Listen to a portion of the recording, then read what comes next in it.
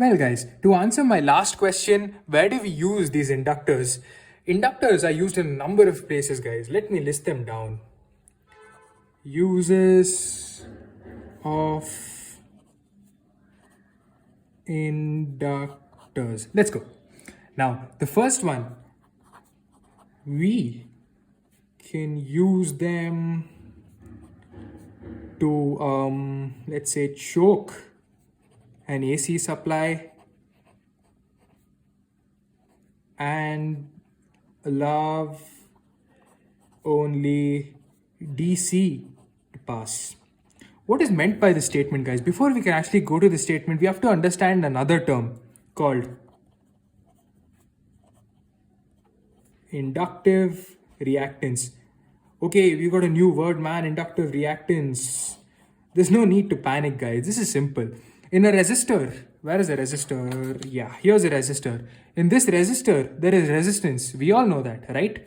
Similarly, an inductor will have inductance. It's analogous, guys. It's just analogous. And inductance is nothing but the opposition or the blockage that the inductor provides to the passage of current. So if you guys really want to know what reactance is, that's it. Reactance is just resistance.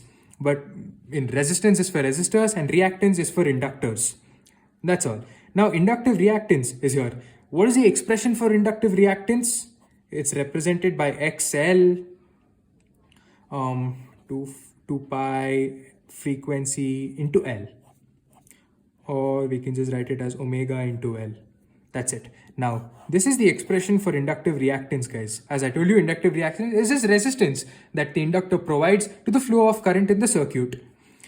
We can use them in the sense inductors to choke an AC supply and to allow DC to pass.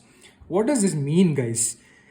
Imagine in a DC circuit, the frequency of the wave is 0.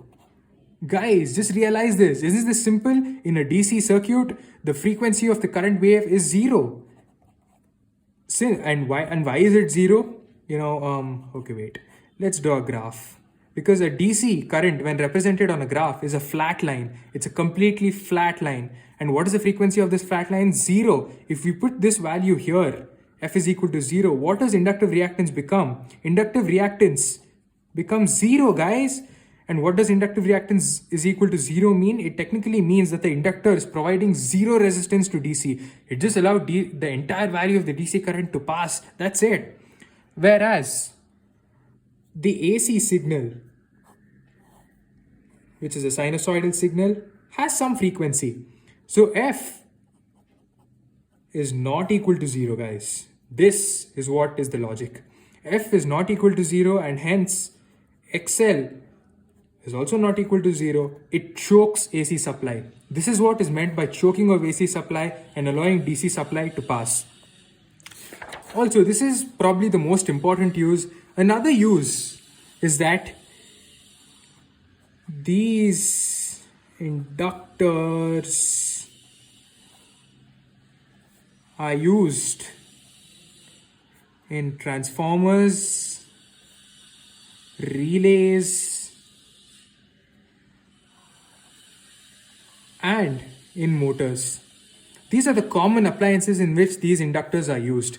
I think that answers my last question too. What was my last question? Where do we use them? I think, and also guys, in this video, if you look back, I've answered what is an inductor. I've answered how do inductors work. I've answered how do they look. And I've also answered where do we use them. I think this has given a fair idea of how inductors work. This is it, guys, for this video. Also, please do like, share, comment, and subscribe to my YouTube channel. And also don't forget to press the bell icon for continuous updates as I'll continue to keep posting videos about capacitors, about power factor, about why AC current is used over DC, and also about electric motors, DC motors. I'll continue to post videos, guys, but this is just a start. Please do share with your friends, like, share, subscribe, and also drop a comment below, because that is the inspiration for guys like me to keep posting videos, guys. Thank you.